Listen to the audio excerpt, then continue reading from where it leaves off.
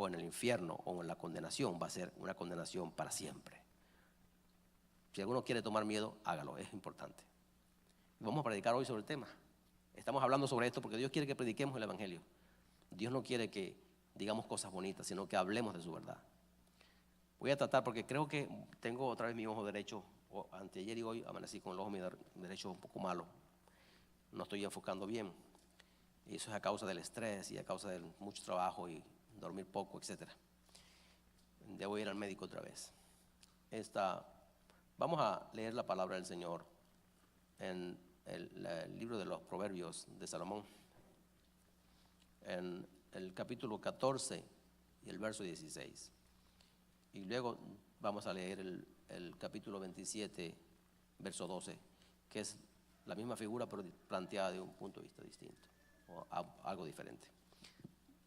Dice así la palabra de Dios: el sabio teme y se aparta del mal, mas el insensato se muestra insolente y confiado. Voy a leerlo de nuevo. El sabio teme y se aparta del mal, mas el insensato se muestra insolente y confiado. Sobre este tema es donde vamos a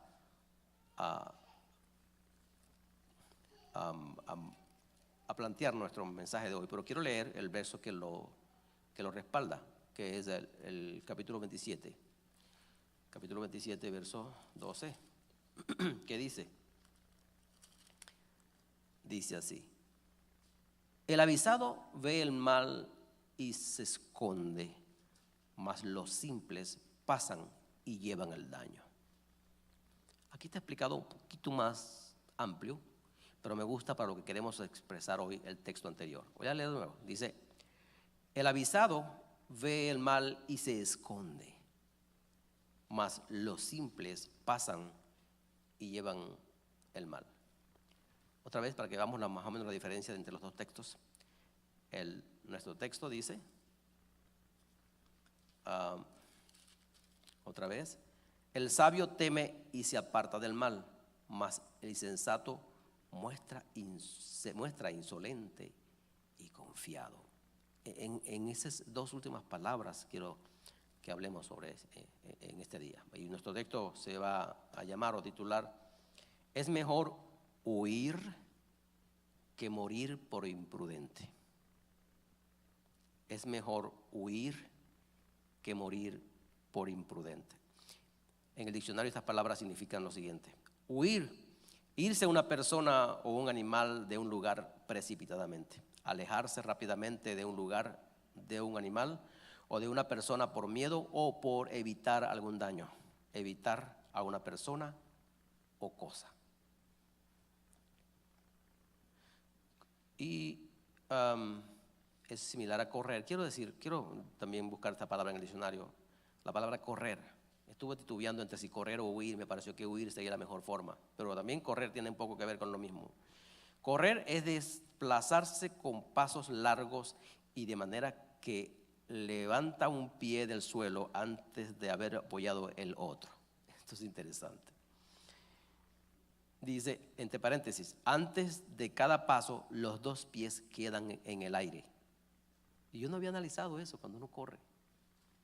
Yo no había analizado que el correr es que en un momento específico del tranco o del paso, los dos pies quedan en el aire. Ok. Irse de un lugar a otro con rapidez, realizar una actividad con rapidez. Y imprudente, es sin reflexión, que no tiene moderación, que actúa con ligereza y precipitación, que es indiscreto y descubre noticias que han de permanecer en secreto. Esto yo los voy a invitar a que ustedes busquen en su casa o que vean el YouTube para analizar el significado o la definición de esta palabra en lo que estos son ahora los sinónimos, ¿no? Que es indiscreto, descubre noticias que han de permanecer en secreto. Estamos hablando del imprudente. Desatinado, descarado, indiscreto, irreflexivo, precipitado, ligero, audaz, aventurado o aventurero, atrevido, temerario. Hay un adagio popular que creo que es un adagio internacional en Venezuela, pues lo conozco, allá lo decimos mucho, que dice, es mejor que digan aquí corrió que aquí murió. Sí, creo que en México también dicen igual.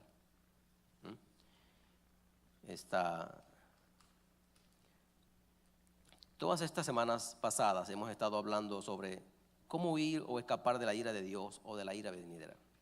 Es un tema que creo que no deberíamos dejarlo para solo enfocarnos en un mensaje nuevo porque queremos cambiar el mensaje para que la gente no se aburra. Creo que deberíamos continuar hablando de esto porque hoy por hoy la gente no tiene temor de Dios. Hoy por hoy la gente está más liviana, más ligera en el sentido de pecar, no le importa. La mente de los hombres se ha ido cauterizando progresivamente y va a llegar a un punto en el futuro donde la mente ya no va a sentir nada, donde el hombre ya no le va a importar, donde va a confundir por completo lo bueno con lo malo. Por lo menos todavía en este tiempo tenemos algo de moral, tenemos algo de conciencia en ese sentido. Pero va a llegar un punto, un momento en que el pecado va a ser tanto y que va a cauterizar por completo la mente de los hombres, y eso no falta mucho para que suceda. Estamos corriendo hacia allá a pasos agigantados. Y hemos reflejado un poco sobre que por lo menos por miedo hay que acercarse a Dios. Y que sería bueno que nos ocurran algunas cosas de vez en cuando tristes o que nos den miedo o temor y que nos impulsen a las manos de Dios. Ciertamente que por lo general no nos acercamos a Dios la mayoría de nosotros, sino cuando ocurre algo. No nos dirigimos a Dios, no hablamos con Él ni le preguntamos algo o pedimos una cosa o decimos Dios mío, sino cuando hay algo que nos está amenazando. Pero es bueno que por lo menos en ese sentido o a razón de eso podamos decir, Señor, ayúdame. Dicho sea de paso, hay gente que quieren jugar con esto, quieren jugar con la vida, quieren jugar con el tiempo. Y hubo un hombre que dijo, descarriado de la iglesia y sabía conocer de Dios, pero quiso vivir su vida de pecado, andaba por ahí haciendo como quería. Y los hermanos amigos le decían, mira, ve a la iglesia, arrepiéntete de eso, vale, corrige tu vida. Y él decía, no te preocupes, yo antes de morirme, yo voy a hacerlo, yo tengo chance. Y en una de esas en su carro se volcó por un barranco, dio un poco de vueltas y pues cuando iba dando vueltas, él no se acordó de Dios sino de su mamá. Él lo que dijo fue, ay mi madre querida. Una vez allá abajo en el barranco, se tocó, no murió, el cuello estaba bien, todo. Dijo, voy a ir a la iglesia porque en este momento, mientras dabas la vuelta, yo no pensé en Dios sino en mi mamá. Porque la muerte puede llegar a razón de un accidente, pero puede llegar también a razón de un ataque al corazón, violenta. O sea, la muerte nos va a sorprender. Algunos que nos enfermamos y vamos progresivamente sabiendo, ya voy para el hoyo, me voy enfermando, ¿verdad? Como que nos avisa un poco, ¿no? Pero otros que la muerte de muchas millones de personas en el mundo, pues la muerte llega y no te avisa, ¿no?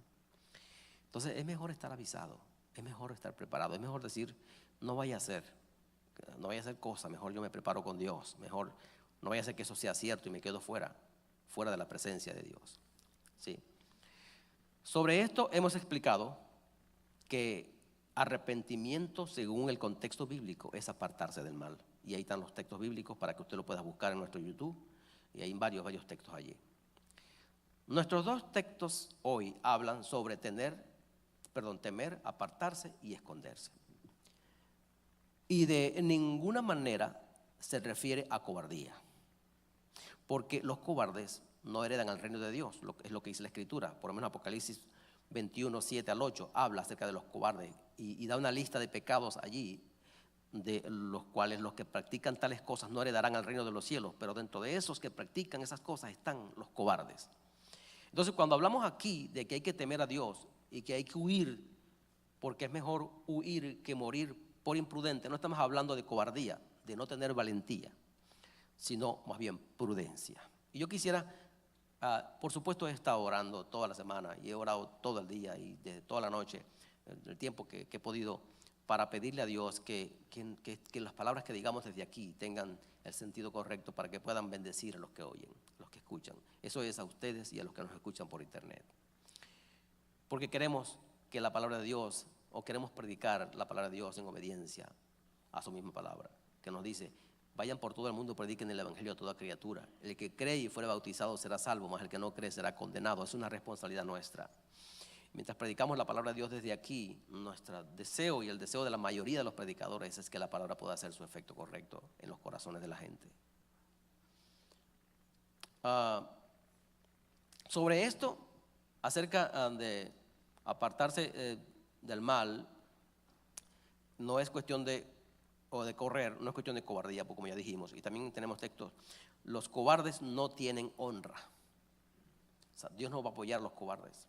O sea, no estamos hablando de eso. Y tenemos Deuteronomio 8, 28, Josué 7, 3 y Jueces, eso es Jueces 7, 3, perdón, y Josué 14, 8 y Primera de Samuel 17, 2 al 11, que habla en uno de ellos, pues, cuando Gedeón iba a la guerra con 32,000 personas, Dios le dice: no, habla con ellos y diles que los que tengan miedo que se vayan a su casa. Y quedaron como que fueron 9,000. Había 22,000 o 23,000 tenían miedo y se fueron corriendo. Eso no tienen honra. Se quedaron 9,000. Si no estoy confundido. Acuérdense que yo me olvido un poco. Y hay otro, el Deuteronomio habla, dice que a los que tengan miedo y temor acerca de la guerra, que también se repite lo mismo: váyanse a casa, porque ustedes pueden contagiar a los demás. ¿Sí? No queremos andar con los que tienen miedo. Queremos tomarlos para estimularlos a que no, pero ciertamente una persona que siempre tiene miedo, lo que hace es que contagia a los demás con miedo, ¿no? Entonces, en la guerra no se puede andar así. En la guerra hay que contar con aquellos que no tienen miedo, o por lo menos que no lo demuestran. ¿Okay? Y de eso, en ese sentido, hablan estos textos que estamos hablando ahora. Y Primera de Samuel 17, 2 al 11. Aquí, temor no es cobardía, sino prudencia, lealtad, respeto, fidelidad e integridad a Dios, deseo y determinación de no ofenderlo. Présteme atención, porque este es un mensaje de la conciencia.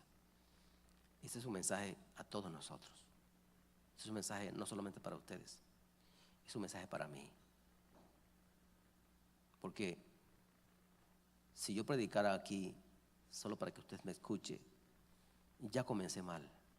Porque la palabra de Dios es como espada de dos filos que va a los corazones, los traspasa. Y cuando dice que es espada de dos filos es porque cuando corta hacia allá, corta hacia acá también. Y los predicadores tenemos que tener esa conciencia, que no lo tenemos todo, no lo sabemos todo, no somos mejores ni superiores a ustedes, somos del mismo nivel, del mismo tamaño, espiritualmente hablando. Por eso cuando hablamos la palabra de Dios, la decimos no tan solo para que usted la escuche, como engrandeciéndonos delante de ustedes. Yo sé que hay gente que lo hace, yo sé que hay gente que se sienten de esa manera cuando se paran aquí o en cualquier otro lugar del púlpito, en cualquier iglesia, pero sé que también hay gente como nosotros. En el caso mío, yo me paro aquí más chiquito de lo que soy. Cada vez que me paro aquí digo: Señor, ten misericordia de mí.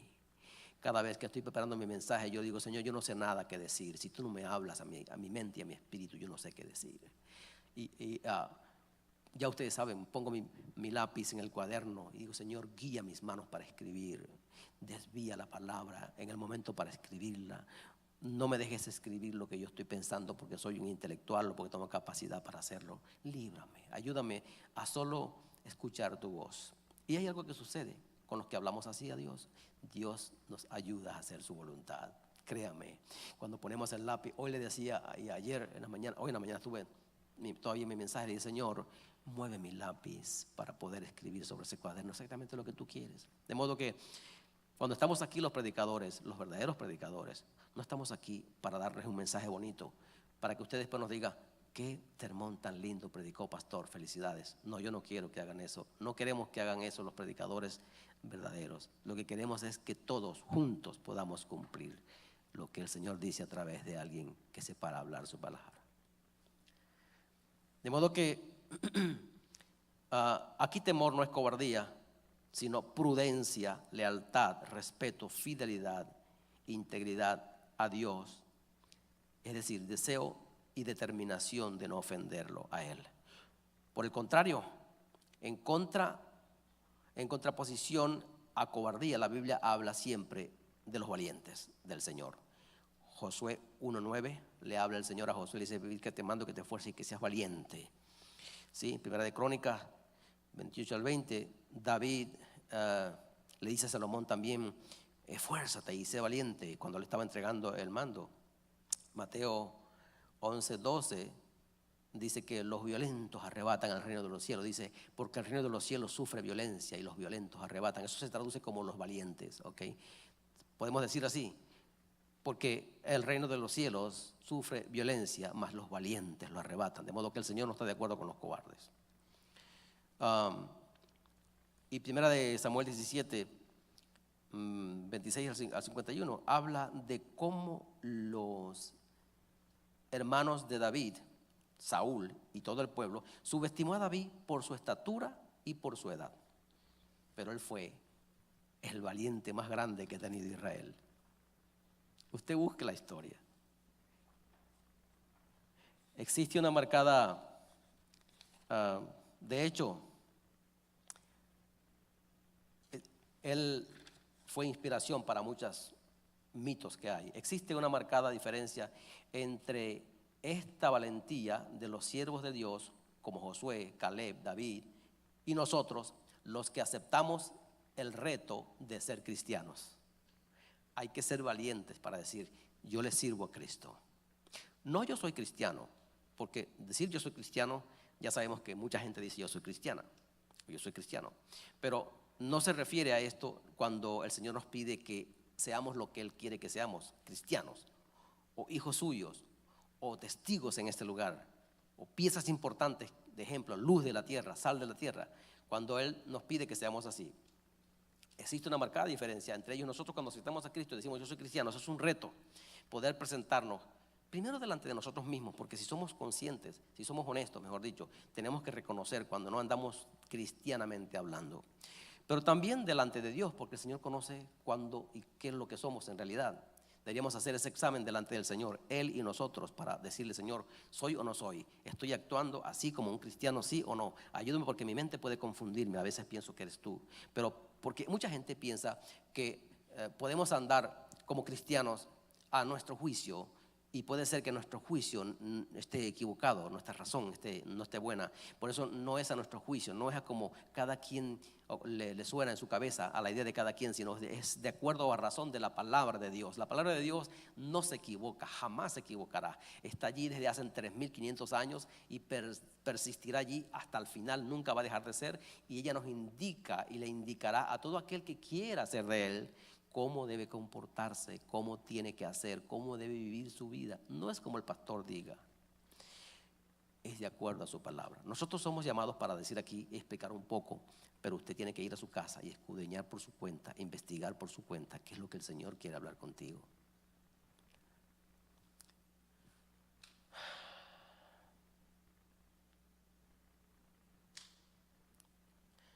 Ser cristiano es sencillamente decirle al Señor, o ser como el Señor quiere, y prestar la voluntad a Dios para que Él nos mueva a como Él quiere, que podamos tener la capacidad de apartarnos del mal. Y la valentía de los imprudentes e insolentes, confiados, esto de lo que dijo en nuestro texto, el verso 16 del capítulo 14, precipitados, ligeros, además audaces, aventureros, temerarios y atrevidos. Estos son aquellos a los que los que imitan a aquellos de Génesis 6:4. Yo quiero que usted preste atención, porque yo tenía confusión con esto, no ahora, o sea, ya entendí, pero antes, en el principio, cuando apenas comenzaba, yo no entendía estos textos por cómo se expresan. Mira cómo dice Génesis 6:4. Dice, estos fueron los valientes que desde la antigüedad fueron varones de renombre. Pero aquí está hablando un poquito antes del diluvio, y Dios mandó un diluvio y solamente salvó a Noé y a su familia, y todos ellos murieron en el diluvio. Entonces, ¿cómo así que hicieron los valientes, ¿verdad? Dice que fueron valientes de la antigüedad y fueron varones de renombre, y cómo que murieron en el diluvio Entonces como que no estaban haciendo muy bien. Había una confusión allí por cómo se expresa. Y luego tenemos el capítulo 10, versos 8 y 9, específicamente el 9, que dice, hablando de Nimrod, dice, este fue vigoroso cazador delante de Jehová, por lo cual dice, así como Nimrod, vigoroso cazador delante de Jehová. Y esto también ha confundido a mucha gente. Y yo en el principio estaba sin entender de qué se trataba. Lo escribí para no olvidarlo. Por mucho tiempo yo andaba así, pero es que esto suena muy bonito, esto de valientes hombres de renombre, vigoroso cazador delante de Jehová. Después entendí que se refería a hombres soberbios, altivos y prepotentes que con su forma de ser y de hacer afrentaban o se oponían a Dios. Es lo que quiere decir aquí. ¿Sí? Hombres que se enfrentaban o que andaban en oposición a Dios. Y eran conocidos, eran hombres violentos, eran conocidos. Bueno, Nimrod fue quien comenzó la construcción de la Torre de Babel y se hizo el jefe de todos. Era un hombre reconocido, pero malvado, y enfrentaba a Dios. Por eso dice, cuando dice delante de Dios, es que estaba frente a Dios, insultando a Dios, en oposición a Dios. Y está hablando de ellos como valientes. Entonces no es la valentía a la que nos referimos hoy acá, que nos conviene a nosotros. Esta valentía no, es un tipo de valentía distinta. Delante de Jehová se traduce como oposición a Jehová, en este caso específico. ¿Cuánta gente temeraria, audaz, atrevida, confiada en ellos mismos tenemos hoy día? Bueno, muchos. Pero sabemos que van a fracasar. Si yo no pudiera explicarlo hoy o de la manera como lo estamos planteando, vaya al YouTube y revise otra vez lo que estamos diciendo, porque lo quiero decir con calma. ¿Cuánta gente temeraria tenemos hoy día? Valientes, atrevidos. Y cuando uno dice, no, esa persona es atrevida, suena hasta como que honroso, ¿no? La gente se dice, sí, un atrevido. Suena como bien. Pero no. O sea, hay que dejar de ser un poco así y ser más bien prudentes, pensadores de las cosas, que nos sentemos a analizar un poco antes de actuar. Es mejor ser un poco lento que rápido para decidir. Inclusive la Escritura dice que seamos lentos para hablar y rápidos para escuchar. Dice incluso, aún los necios cuando callan se hacen sabios. Y tiene más todavía la palabra del Señor. De modo que nos conviene ser prudentes, nos conviene ser tranquilos, nos conviene pensar, analizar para tomar las mejores decisiones. Y no ser llamados o reconocidos como violentos o de una manera más bonita como atrevidos, como audaces. Esa palabra suena bien, ser un audaz. No, es mejor no ser tan audaz, es mejor no ser tan atrevidos, es mejor ser calmados, pensar, aunque nos llamen indecisos. Déjeme decir esto, mi mujer se va a poner brava. Ella dice que yo la meto en mis conversaciones mientras ella no está presente. Ella escucha los YouTube. A mí me gusta preguntar. Yo no tengo problemas en cuando tengo una duda, ir delante del que yo pienso que puede explicarme y preguntar. Yo no tengo ningún conflicto con eso. De modo que si yo soy bueno para las direcciones, yo tengo un sentido común de esos muy buenos. Ahí me tiran en Nueva York sin GPS, sin nada, y yo ahí me voy, yo soy bueno. Siempre he sido bueno para eso. Ahora que hay el GPS, ahora la gente anda que ya se pierde por sí sola, cuando le quitan esa cosa de la mano ya no saben dónde están.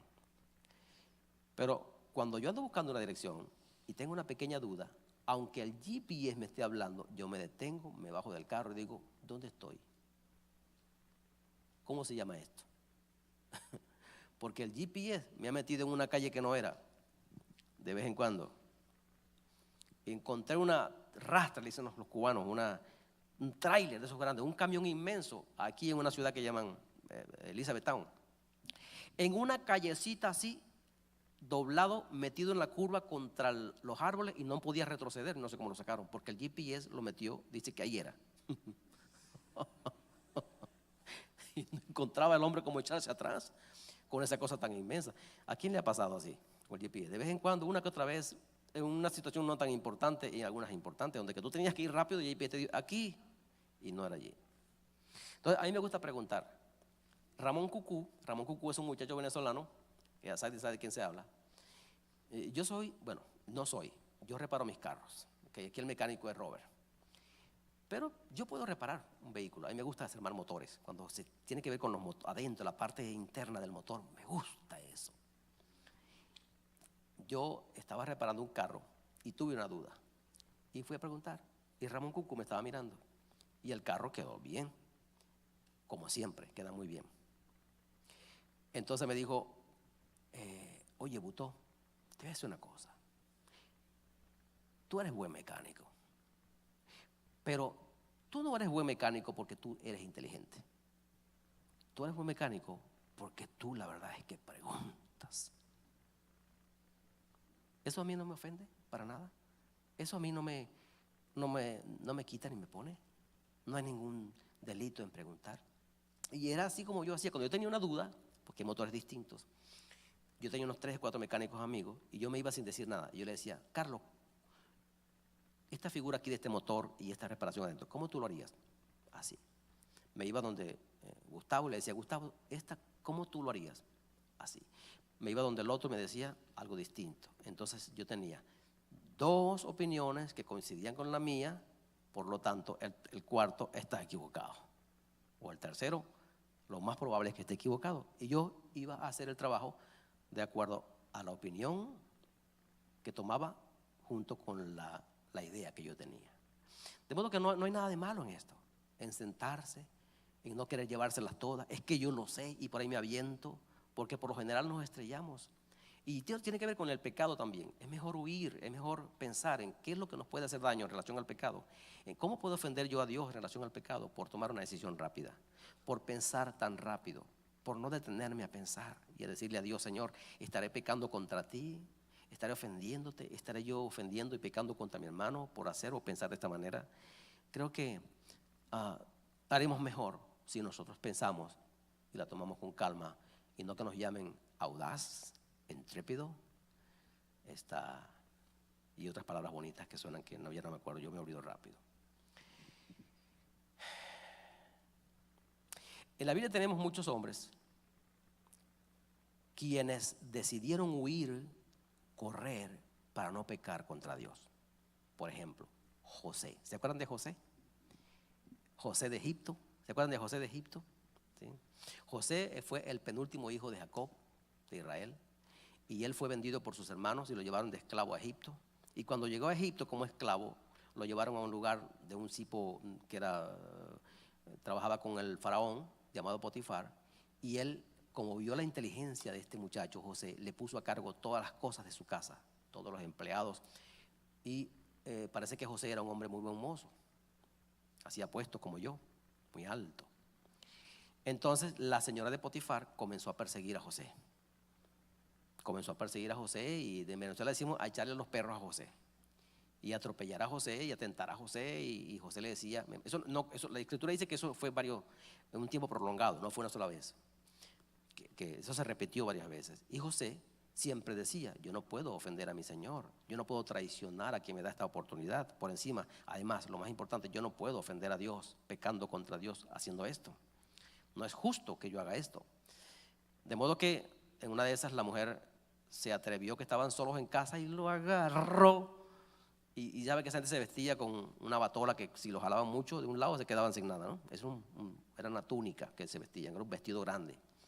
Bueno, la mujer le arrancó. Cuando él salió corriendo, fue tanto el arrancón, dice el speedy, ay me dolió, perdón, que cuando salió en la carrera la mujer se quedó con las ropas, ¿sí? Y lo acusaron, lo metieron en la cárcel. La mujer dijo, vino a violarme, vine sus ropas, las dejó, y toda la historia que usted sabe, ¿no? Él prefirió y fue a la cárcel por mucho tiempo, pero hacer así era mejor que pecar contra Potifar, su jefe, y pecar contra Dios. Hay mucha gente que huyó. Hay otros, tengo unos 2 más. Usted me tiene paciencia y me falta solamente una página. Hoy voy a terminar temprano, ¿ok? Ya voy terminando. Increíblemente voy terminando. Tenemos a uno más mm, a David, el rey David. El rey David huyó de Saúl. Y no que David no tuviera capacidad o condiciones como guerrero para defenderse de Saúl. Él era el hombre más hábil para la guerra que existía en el entonces. Tanto que se dice que los griegos crearon el personaje de Aquiles. ¿Quién ha visto las películas de los griegos? De la filosofía. Aquiles. Ajá. Y el otro que llamaban el Héctor, era el contendor que Aquiles mató y toda la cosa, ¿no? Y Aquiles, la historia, esa mitología, dice que Aquiles era un guerrero incomparable, no había quien se pudiera medir con Aquiles. Y los que estudian dicen que esa figura de Aquiles nace del personaje bíblico David. ¿Qué tal? Así peleaba el chiquitico David. Por eso cuando llegaban ellos de la guerra, decían las mujeres de Israel que Saúl mató a sus miles y David a sus 10,000, la cual situación le hizo entrar en celo al rey en contra de David. Y por esa razón comienza David a huir del rey Saúl. No porque no pudiera enfrentarlo y acabarlo, sino porque él sabía que a ese Saúl lo había ungido Dios. Y él decía: líbreme el Señor de tentar o levantar mi mano contra el ungido de Jehová. Y aunque él ya había sido ungido como rey, me estoy refiriendo a David, porque ya Dios había rechazado además a Saúl por causa del pecado de Saúl y su contumacia en pecar.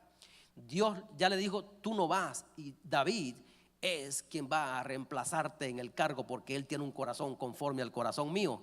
A pesar de todos esos créditos de parte de Dios, toda esa porra de parte de Dios, que ya se sabía, lo amaban a David, él dijo: no, líbreme el Señor de poner la mano contra el ungido del Señor. Si él se va a morir, que se muera por su cuenta, él solo. Yo no tengo nada que ver con eso. ¿Saben cuánto tiempo esperó David para poder tomar el reinado que le correspondía por derecho? 16 años después de ser ungido. Él fue ungido cuando tenía aproximadamente 16 años, y a los 30 y 32 por allí le dieron por fin el reinado, el cetro de ser rey de Israel. Él no lo tomó por la fuerza. Él no fue valiente, precipitado. Él no fue audaz. Él fue paciente. Sufrió la dificultad, el agravio de esperar tanto tiempo para tomar lo que le correspondía por derecho, porque Dios ya se lo había entregado. Él podía haber dicho: es mío, ya Dios me lo dio, matemos a este hombre. Nada más con un respirar David lo mataba. Con un brinco David mataba al rey Saúl. Pero él decidió huir y estuvo años huyendo, hasta que el rey Saúl en una batalla murió en la guerra, y él no tuvo nada que ver con eso. Y entonces sí vino a tomar su lugar, el lugar que Dios ya le había entregado. Pero ¿cuántos de nosotros, cuando nos dicen, porque cuidado con los profetas, ¿ok? Que dicen: Dios me dice que te diga, tenga cuidado con eso. Cuando le digan: Dios me dijo que te diga, usted le dice: ok, voy a esperar que Él me lo diga a mí también. Y eso no es pecado. Entonces, hay algunas iglesias donde los evangelistas y pastores, o qué sé yo, profetas, amedrentan a las personas cuando le dicen: el Señor me dice que te diga. Y en esa autoridad, con unas corbatotas grandotas y un vestidote, te dicen: el Señor me dice. Y cuando, si es el Señor que te dice, entonces uno se queda todo. Porque, ¿y si es el Señor de verdad? No, Dios no actúa así. Dios no actúa así. Si Dios le dijo al profeta, me tiene que decir a mí también. Y no es pecado decir: Señor, sin altivez de espíritu, sin ganas de confrontarme con nadie, yo no puedo actuar frente a esa decisión o lo que esa persona.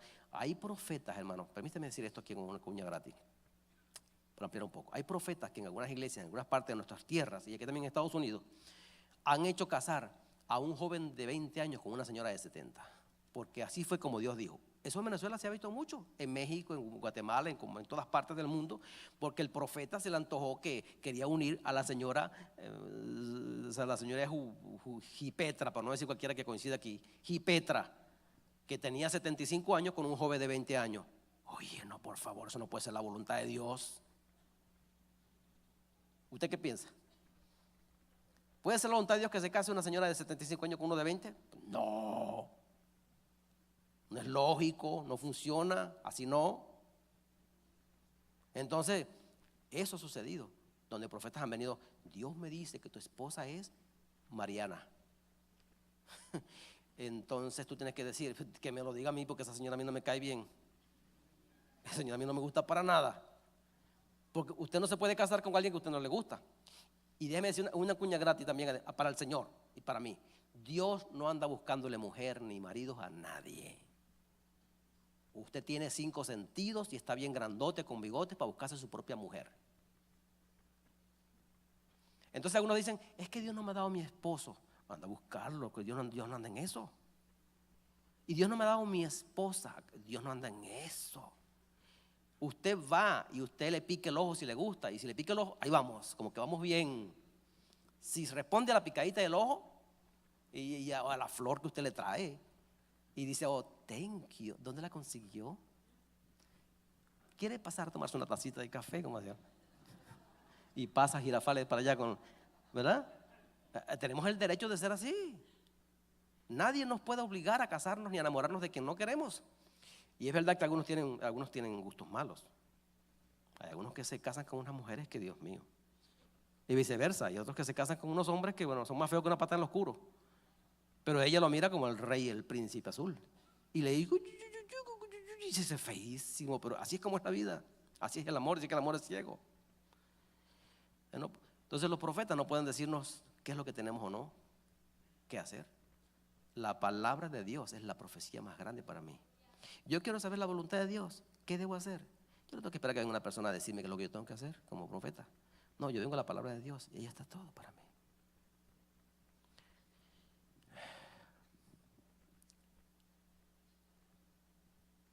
Bueno, David esperó hasta el final. Él no hirió al Señor, al ungido del Señor, sino que él esperó que muriera por su cuenta y luego pasó a ser el rey de Israel.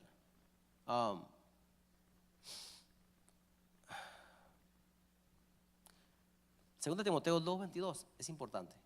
Dice, huye de las pasiones juveniles. Él está hablando aquí, Pablo le está hablando a Timoteo. Pero Timoteo era un muchacho. Por eso es que dice, huye de las pasiones juveniles. ¿Por qué? Porque las pasiones de él eran de jóvenes. Pero en cuanto a las pasiones, hermano, ¿solamente los jóvenes tienen pasiones? Hay 2 que me dijeron no. Sí, ¿qué será? ¿Solamente los jóvenes tienen pasiones? Ay, hermano.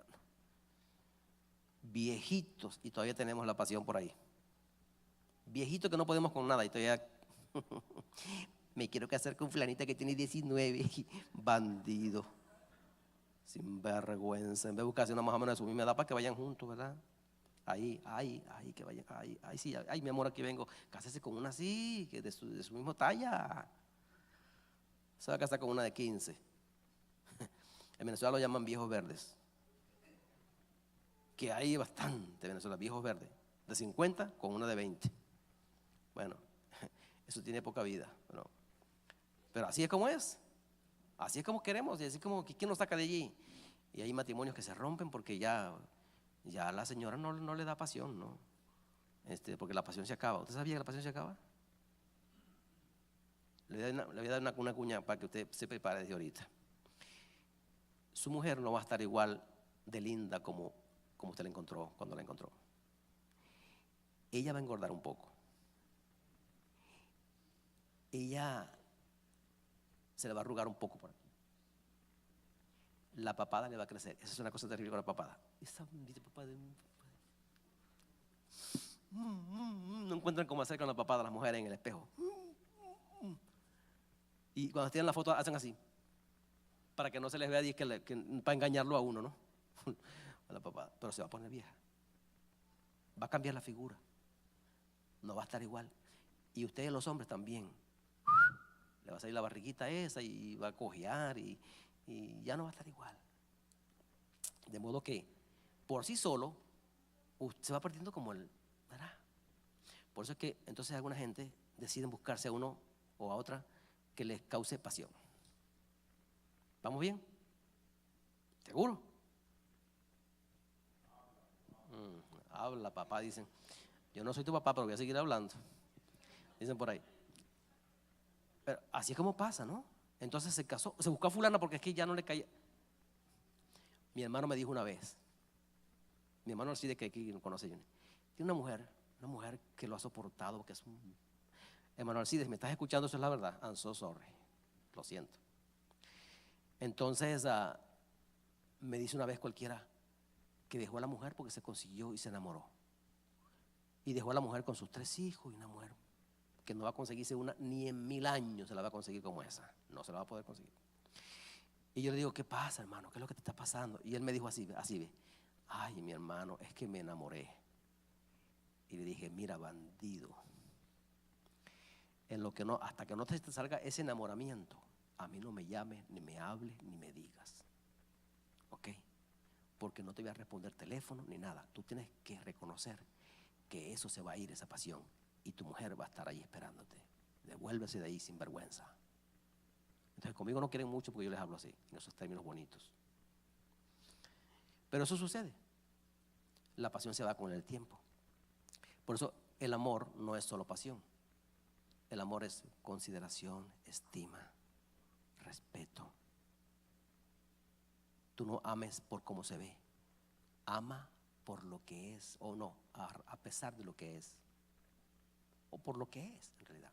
No por lo que tenga, sino por lo que es. Esa persona. Esa persona.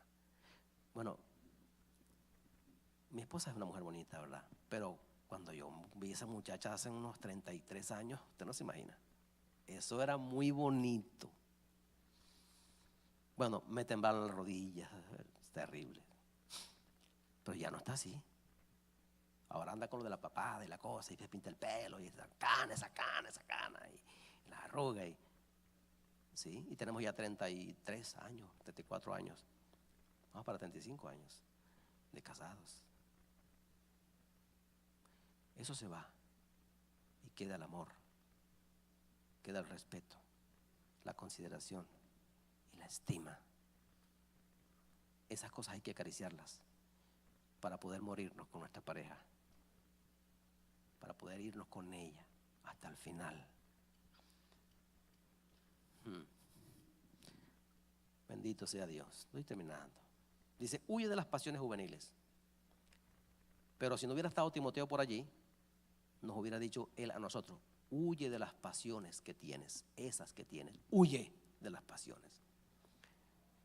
Voy a decir el texto más adelante. Sí. Primera de Pedro 5, 8, 9, 7 por ahí. Dice, resiste al diablo y él va a huir de ustedes.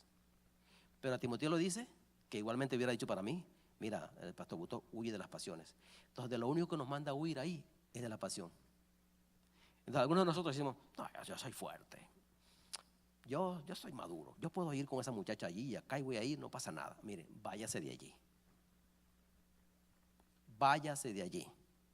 No esté solo allí con esa muchacha. Es que la muchacha me pica el ojo.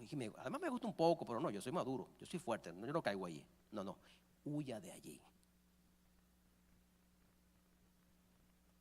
Yo como que estoy hablando mal porque se quedaron muy serios. ¿O será que es verdad lo que estoy diciendo? Lo tientan a uno por ahí. Hay mujeres que a uno le llama la atención como varón. Pastor, usted está hablando de eso por ahí, lo va a escuchar todo el mundo. Sí, nosotros los varones somos atraídos también por las mujeres, así como las mujeres se atraen por los hombres. Una atracción es inevitable, pero persistir allí, si puedes evitarlo. Ir a esa o tras esa atracción lo puedes evitar, pero si te quedas allí, eso te va a vencer con toda seguridad. Uno no puede ocultar, como me decía el pastor David Benítez, uno puede estar ciego. Una mujer que es bonita no tiene que decir que es bonita y ya. Si es bonita, sí. Y hay mujeres que tienen cuerpos muy bonitos, sí, es cierto, sí. ¿Cómo vamos a hacer? ¿Vamos a andar así? Para no ver, no es que no puedo ver, no veo, no voy a ver. No, lo que dice la Escritura es que tengamos cuidado de que eso que ves no se te meta en el corazón, que se convierta en algo que tú acaricies, porque dice que una vez que tú piensas en eso en tu corazón, ya fornicaste con ella.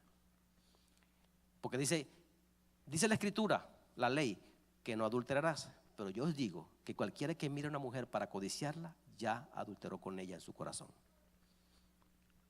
¿Cómo hacemos con eso, hermano? ¿Cómo vamos a hacer con eso? Ay, yo no sé. Pero de vez en cuando como que sí, entonces pues vamos a huir de allí. Porque es demasiada la atracción. Es demasiada la atracción para ambos sexos.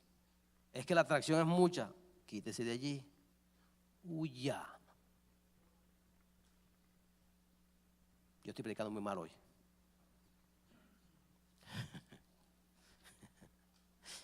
Bendito sea el Señor. Y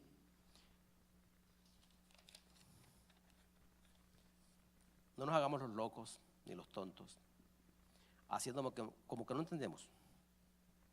Huyamos del pecado. Huyamos del pecado. Déjeme leer estos textos. Proverbios 6, 28. Tengo un montón de textos más, pero no los voy a poder leer. Proverbios 6, 28. Vamos a ver qué dice. Y ya con esto terminamos. Es lo último. Estoy en buena hora todavía. Ok. Para que usted se vaya a su casa meditando en la palabra de Dios. Dice: ¿andará el hombre sobre brasas sin que su pie se queme? Estamos hablando en relación a huir de la tentación. De que unos que se quedan ahí porque son muy fuertes. Dice: ¿andará el hombre en brasas y no se quemará? Santiago, ahora vamos al otro extremo de la Biblia. Santiago 1:12. Vamos a ver qué dice. Vamos a ver qué dice Santiago 1:12. Gloria a Dios. Bendito sea el Señor, su palabra. Santiago 1:12 dice: bienaventurado el varón que soporta la tentación, porque cuando haya resistido la prueba, recibirá la corona de vida que Dios ha prometido a los que le aman. Voy a leer de nuevo esto. Estoy leyendo mal. Ponga atención. Ahí está arriba. Bienaventurado el varón que soporta la tentación, porque cuando haya resistido la prueba, recibirá la corona de vida que Dios ha prometido a los que le aman, o sea, a los que le temen. El Salmo 103 habla de unas bendiciones grandísimas y cada vez dice a los que le temen. Y eso vendrá a los que le temen, a los que temen a Dios. Y Mateo 26, 41, si lo tienen por ahí, mantengan ese allí pendiente, que es Santiago 1:12, manténgalo ahí pendiente, ¿ok? Mateo 26, 41 dice así: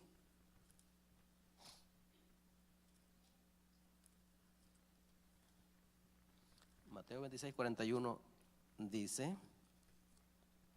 vamos a ver cómo dice aquí. Ajá. Velen y oren para que no entren en tentación. El espíritu, la verdad, está dispuesto, pero la carne es débil. Eso de las pasiones, lo que llega por nuestros ojos. Todas esas pasiones, esas cosas entran por la vista y se meten a tu mente por un momento. Y si les das chance, bajan hasta el corazón. Tenga cuidado, sacúdalas aquí, en la mente. ¿Me están siguiendo, verdad? Llega la tentación, por los ojos, por supuesto. Entonces usted está en su mente ya. Usted ahí tiene que comenzar a sacudir, saque de la mente, porque no pase eso a su corazón. Porque una vez que eso llega a su corazón, usted está en verdaderos problemas. Pero usted tiene capacidad que Dios le dio para evitar que eso pase de aquí a aquí. ¿Sí me estoy explicando, verdad? Muy bien. Y por último, huir del pecado, aquí, vamos a leer ahora 1 de Pedro 5:8. 1 de Pedro 5:8, que dice algo acá que pudiéramos decir que no se puede leer así, pero sí se puede leer así. Ya lo vamos a ver. 1 de Pedro 5:8. A mí me gusta leer en mi papel, en la Biblia. Yo sé que está arriba, pero mira cómo dice aquí. Sean sobrios y velen, porque vuestro adversario el diablo, como león rugiente, anda alrededor de ustedes buscando a quien devorar. al cual resistirán firmes en la fe, sabiendo que los mismos padecimientos se van cumpliendo en vuestros hermanos alrededor del mundo. Voy a devolver al principio del texto 9. Dice, al cual resistid, o sea, resistan firmes en la fe, y él huirá. Resistir aquí es decir, resistir al pecado es igual a huir. O huir frente a eso es igual a resistir al pecado.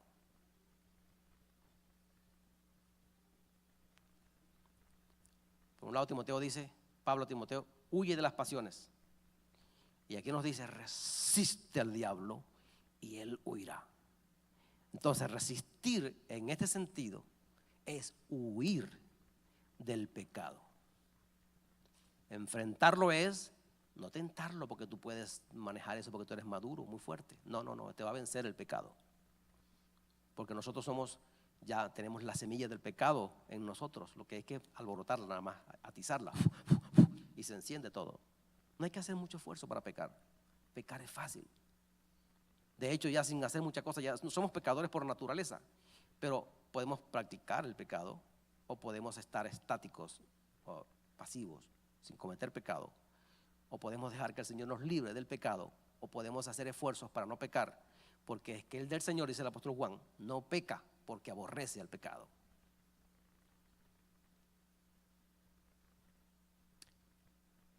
Y estos mensajes son necesarios para todos nosotros. Repasar esto en las Escrituras, repasarlo desde un libro, es bueno memorizar o recordar estas cosas porque nos hace bien en relación al pecado. El pecado dice que la paga del pecado es muerte. No queremos morir por el pecado porque entonces estaríamos por siempre separados de Dios. ¿Usted quiere estar separado de Dios en la eternidad? ¿Usted quiere estar en la presencia de Dios? Debe apartarse del pecado porque Él no tiene relación alguna con el pecado. Dios es santo, puro, justo, inocente. Y así como somos, no estaríamos en condiciones de presentarnos frente al Señor sin pecado. Sin embargo, Él dice, cualquiera que se sujete a mí, yo le voy a librar del pecado, le voy a librar del pecado. Él va a ser santo y apto para entrar a la presencia donde estoy. Pero si persistimos en creer que tenemos la capacidad para decidir como queremos ahí, de esa forma, en pecado, la paga para nosotros va a ser muerte. La paga del pecado para cualquier ser humano, para usted y para mí, la paga del pecado es muerte. Mas la dádiva de Dios es vida eterna en Cristo Jesús, Señor nuestro. ¿Qué tenemos que hacer, pastor?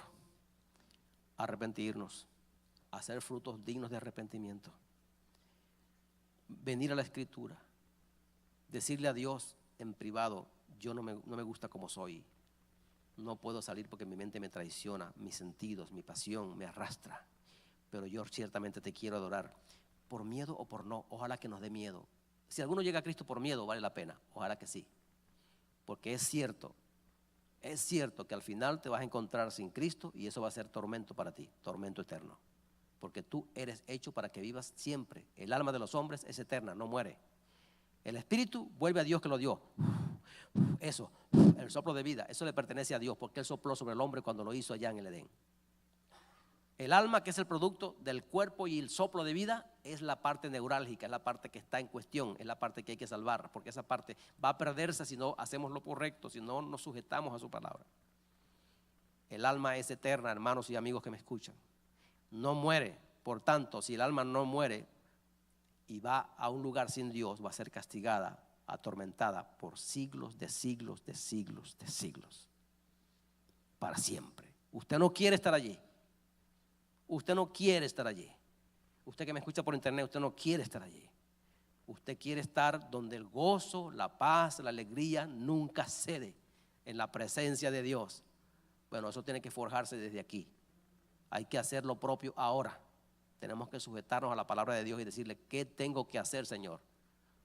No como yo creo, es como el Señor dice y como su palabra dice. Refresquemos el tema. ¿Es mejor huir que morir por imprudente, o por no querer oír, o por pensar que tengo la razón, o por pensar que no voy tan mal. Es mejor reconocer que estoy mal, pedir perdón y el Señor nos va a perdonar, que hacernos los locos y decir, no estoy tan mal. Si no estás tan mal. ¿Cuándo vamos al médico? ¿Cuándo es que vamos al médico? Cuando nos sentimos enfermos, ¿cierto? Cuando nos sentimos enfermos vamos al médico. Pero si usted no se siente enfermo, usted dice, ¿para qué? Si me siento bien. Hay enfermedades que usted no siente síntomas sino hasta cuando ya, ¿verdad? Entonces, no, estoy bien. Hágase un chequeo, amigo, hágase un chequeo, vaya, aunque sea un chequeo. ¿Sí? No, ¿para qué? Me siento bien. Y cuando van, usted tiene aquí una cosa. ¿Cómo que tengo? Si usted tiene ahí algo. ¿Y cómo es eso, doctor? Muy grave. Comienza. Pero por lo general no vamos al médico sino cuando nos sentimos mal.